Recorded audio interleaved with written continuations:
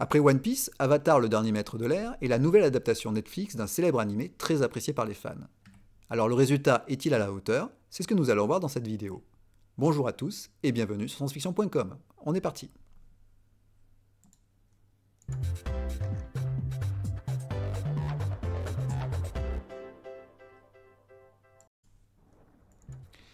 Katara et Sokka, frères et sœurs du peuple de l'eau, tombent par hasard sur Aang, l'avatar disparu depuis près d'un siècle. Ils vont alors décider de l'accompagner dans son voyage initiatique pour affronter les troupes du seigneur Ozai, dirigeant de la Nation du Feu, qui veut asseoir sa domination sur les trois autres tribus de l'eau, de l'air et de la terre. Alors tout d'abord, je dois préciser que je ne suis pas du tout spécialiste de l'animation. Je ne connaissais donc pas vraiment le pitch de la série avant de m'y mettre, et même si bien sûr j'avais entendu parler de l'animé dont elle était adaptée, je sais tout juste que ça parlait de peuples qui avaient des pouvoirs liés aux éléments, et d'un enfant, une sorte d'élu attendu pour amener l'équilibre dans le monde.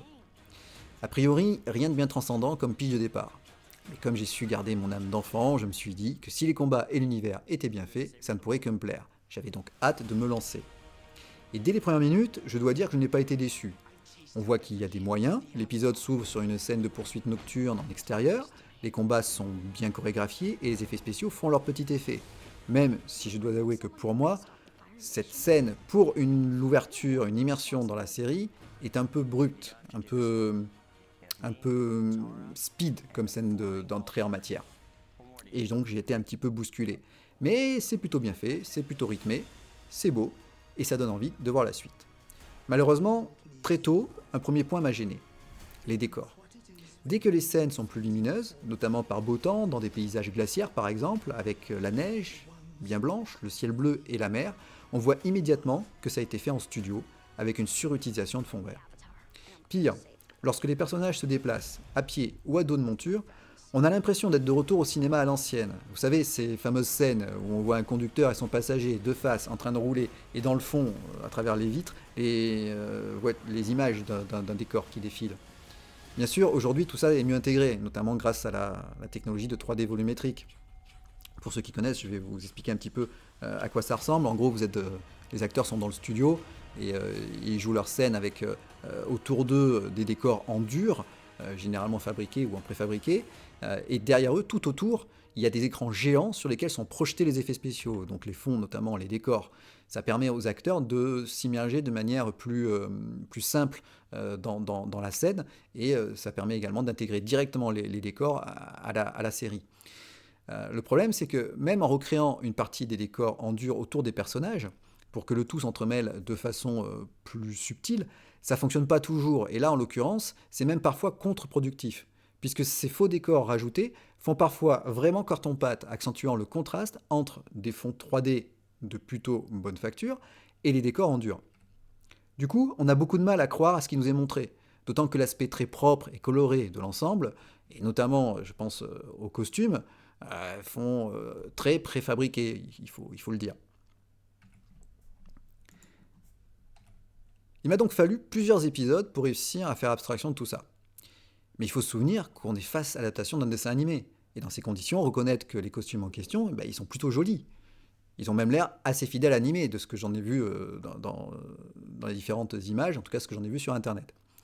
La DA, c'est pareil, dans son ensemble, elle est plutôt réussie. Il y a de très beaux panoramas, et si les différentes architectures ne brillent pas forcément par leur inventivité, lorgnant même parfois du côté de productions cinématographiques qu'on connaît bien, notamment, moi j'ai pensé au Seigneur des Anneaux.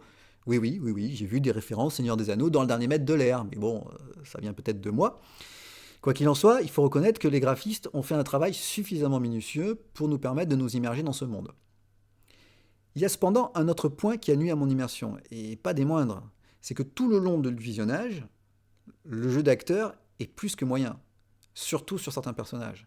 Alors oui, j'ai suivi les épisodes avec les voix françaises, et sans doute que ça n'a pas aidé, mais on a quand même de très bons doubleurs en France.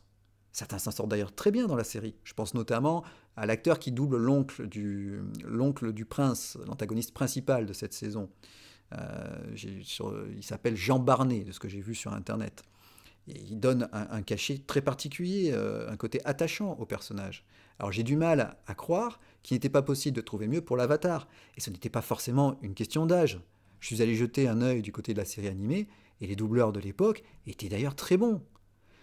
Bref, Le jeu d'acteur, c'est aussi des expressions, une gestuelle, façon de se mouvoir dans l'espace, un charisme. Et pour moi, je dois dire, il n'y a pas grand-chose qui va concernant l'acteur qui a été choisi pour incarner Aang, le personnage principal. Et c'est le comble d'ailleurs, puisque c'est sur lui que repose la série. Au total, l'adolescent doit avoir deux trois expressions tout au long de la saison, et il passe de l'une à l'autre sans vraiment de raison et sans aucune nuance. C'est d'ailleurs le même problème pour le prince Zuko. Un problème donc récurrent, qui est sans doute en plus accentué par une écriture qui manque clairement de développement, mais on y reviendra un peu plus tard. Au final, parmi les compagnons de Aang, celui qui s'en sort le mieux, c'est sans doute Sokka, qui est là aussi plutôt fidèle à l'animé, et lui s'en tire mieux déjà parce qu'il joue un petit peu mieux, et parce que le garçon est plus attachant, grâce notamment à son côté un peu gauche et bravache.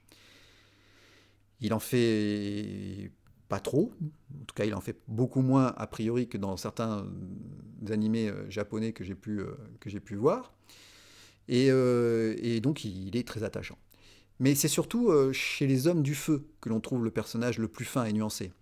J'en parlais un peu plus tôt, il s'agit de Hiro, l'oncle du prince.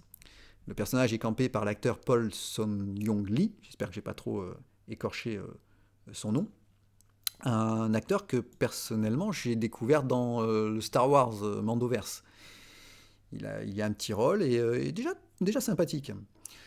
Dans la série, en tout cas, le personnage de Hiro, est à la fois dévoué à son neveu et à son peuple. L'ancien général est montré comme un sage et il fait office de guide pour Zuko. La série parvient parfaitement à retranscrire l'affection qui le lie à son neveu et ça le rend très attachant. Et en plus, jamais manichéen. C'est clairement mon coup de cœur côté personnage. Il est très bien écrit, tout en nuances. Malheureusement, c'est pour le moment l'exception de la série. Et c'est là que le bas blesse. Même si pour être franc, cette première saison est très plaisante à suivre, en gros on suit 3 adolescents dans un voyage initiatique qui va les conduire de lieu en lieu, où ils vont être confrontés à diverses problématiques et rencontrer différents protagonistes, je le disais, parfois attachants. Mention spéciale à Momo, le petit pet dont je n'ai pas la photo, mais une sorte d'animal à la fois mi-chauve-souris, mi-singe. Un personnage qui va certainement faire craquer les enfants. Parfois, les personnages rencontrés sont pittoresques, et on sent là l'influence du dessin animé, même si, encore une fois, la série n'en fait jamais trop, et ça, c'est plutôt appréciable. Donc la saison est plutôt bien rythmée. J'ai trouvé les effets spéciaux également, je le disais, de qualité, notamment dans l'utilisation des pouvoirs élémentaires. Et dans l'ensemble, le propos est clair, et le côté conte de fées plutôt bien retranscrit. Perso, alors je sais pas, je le disais si j'ai fabulé, j'ai vu pas mal d'inspiration, que ce soit au niveau de la mise en image ou même de la construction. Ça m'a fait penser à l'Histoire sans fin, ça m'a fait penser à Alice au Pays des Merveilles, et je le disais donc plutôt au Seigneur des Anneaux. Dans les grandes lignes, c'est donc plutôt positif. Mais quand on y regarde de plus près, il y a tout de même quelques problèmes côté écriture, que ce soit dans les dialogues ou les personnages. Cela manque clairement de profondeur et de finesse. Il est évident que certains passages de l'œuvre originale ont été écourtés, c'est un peu obligatoire quand on adapte une série, mais ce problème c'est que cela se ressent tout particulièrement dans le développement de certains personnages, et je pense notamment à Aang, qui manque de consistance. Donc parfois gamin, parfois trop mature pour son âge, et surtout passant de l'un à l'autre sans réelle transition, on a du mal à y voir là une véritable évolution, mais plutôt un personnage pas très bien écrit. Un personnage qui en plus a toujours besoin d'expliquer à haute voix tout ce qu'il fait pour qu'on le comprenne bien. Encore une fois, cela manque de nuances, et contraste d'ailleurs avec les antagonistes, qui eux sont plus adultes, en tout cas pour ceux qui sont plus adultes, sont bien plus charismatiques et clairs dans leur motivation. Sûrement parce que plus manichéens, justement, donc plus facile à écrire. En plus, ils sont un peu mieux joués, certainement, grâce au fait que les acteurs qui les caractérisent, ont un peu plus de bouteilles. Pour conclure, je dirais que si la série semble encore parfois chercher sa cible, elle me paraît plutôt adressée à un jeune public. Et après tout, c'est logique, puisque ces héros sont des adolescents eux-mêmes. Toutefois, si on parvient à rentrer dans cette histoire en se rappelant qu'il s'agit là de l'adaptation d'un animé, alors on peut passer un très bon moment.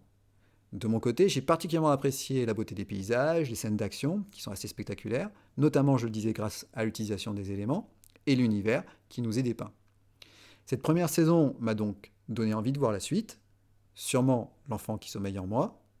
Merci d'avoir suivi cette vidéo. N'hésitez pas à me dire en commentaire si vous avez apprécié la série et à lâcher un pouce vers le haut pour aider la chaîne. Je vous dis à très vite sur sciencefiction.com. Bye bye.